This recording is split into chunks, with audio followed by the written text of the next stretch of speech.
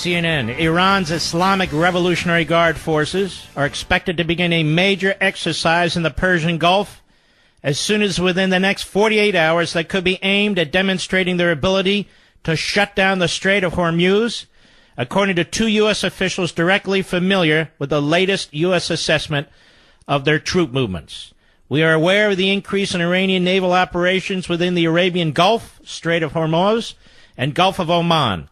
We're monitoring it closely and will continue to work with our partners to ensure freedom of navigation and free flow of commerce in international waterways, Captain William Urban, chief spokesman for the U.S. Command, Central Command.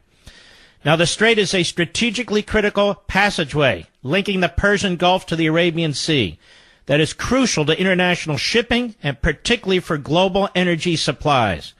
While the U.S. sees no immediate signs of hostile intent from Iran, the Iranian show of force has U.S. military intelligence deeply concerned for three fundamental reasons, according to officials. One, the exercise comes as rhetoric from the Iranians towards the U.S. has accelerated in recent days. Two, it appears they are ramping up for a larger exercise this year than similar efforts in the past. Three, the timing is unusual. These types of Iranian exercises typically happen much later in the year. There's major concern because of these factors, one official said. As of now, the U.S. assesses the Iranians have assembled a fleet of more than 100 boats, many of them small, fast-moving vessels. It's expected Iranian air and ground assets, including coastal defensive missile batteries, could be involved. Hundreds of Iranian troops are expected to participate, and some regular Iranian forces could be involved as well. The Iranian exercise comes as the U.S. has only one major warship, the USS the Sullivans, inside the Persian Gulf, several officials say. Other U.S. warships are nearby. There are numerous combat aircraft in the region.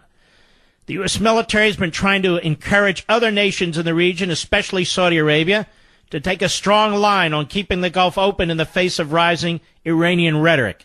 They've also expressed concern about keeping open the waterways off Yemen, where Iranian-backed rebels have attacked oil tankers.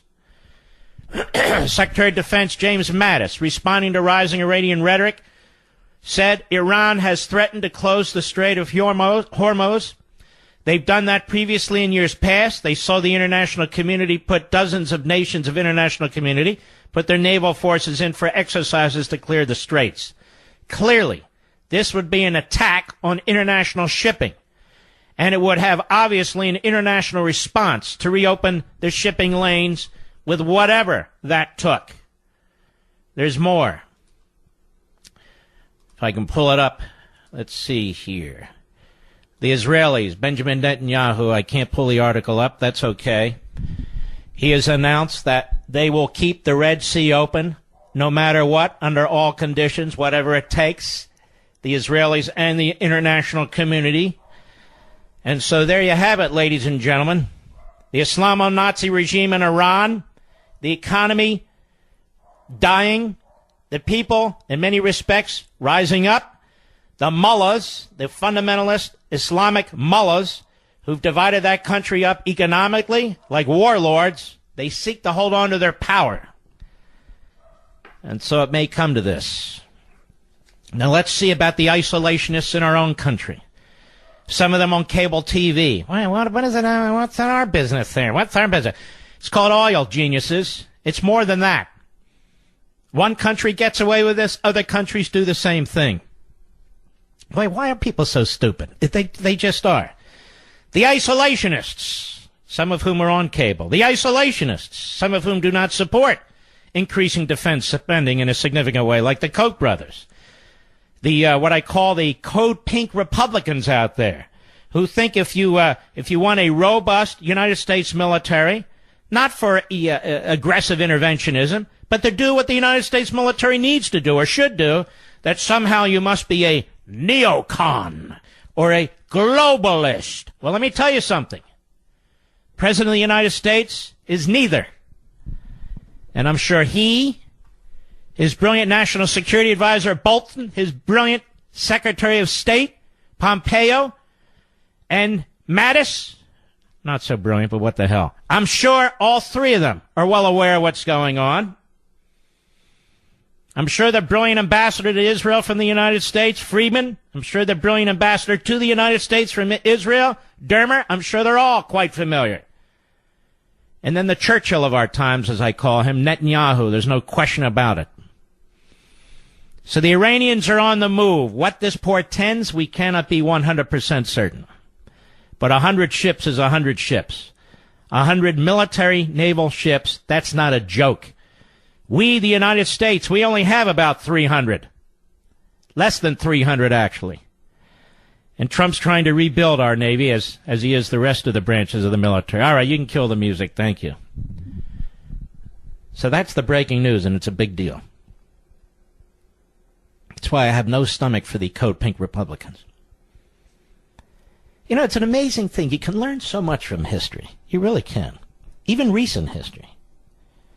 What happens when the United States has its guard down? What happens when the United States slashes its military spending and its military resources? We tend to have wars. And we tend to lose a lot more lives than we would otherwise lose if we were ready. Now, what I've just reported to you has been reported by CNN and in some international news outlets, but it hasn't led news anywhere. Not on network news, not on cable news. Instead, we go this back and forth. Trump tweeted this, Adam Schiff says that, Ernie Grabatsky says this, and it's just, our free press is so pathetic. They have no sense of priorities, and they're just endlessly pushing their ideological agenda. It's really quite amazing. We can learn from history not to have a massive debt. We can learn from history to ensure we have a strong military. We can learn from history to butt out of most economic decisions. We can learn from history that you must have a nation state and secure borders, or your country will be overrun. Its culture will be destroyed. It'll be destroyed from within. It's the history of Rome. We can learn from history, but we don't. Because everybody thinks the world begins today. The statist progressives reject history. We have some newbies in the conservative movement. They reject the past. It's really quite appalling. Anyway, I thought you'd want to know. All right, let's see here. You know, my whole damn computer blew out. The hardware. I don't know what it is. I complain about this all the time. Let's go to Ann Arbor, Michigan. How are you? Hey there, Mark. Good show. Just a quick comment. Iran has always been a pest for 40 years, but I think it's important to not overreact. I think it's important to keep the sea lanes free, but not let Iran let Iran have their exercise circus and not be suckered into a skirmish that can only backfire into simply giving their politicians fodder for their own means. So you think our military will be suckered, huh? Well, not necessarily, but I think they do set a trap. I mean, why give... They're not setting a trap. These people are for real, sir.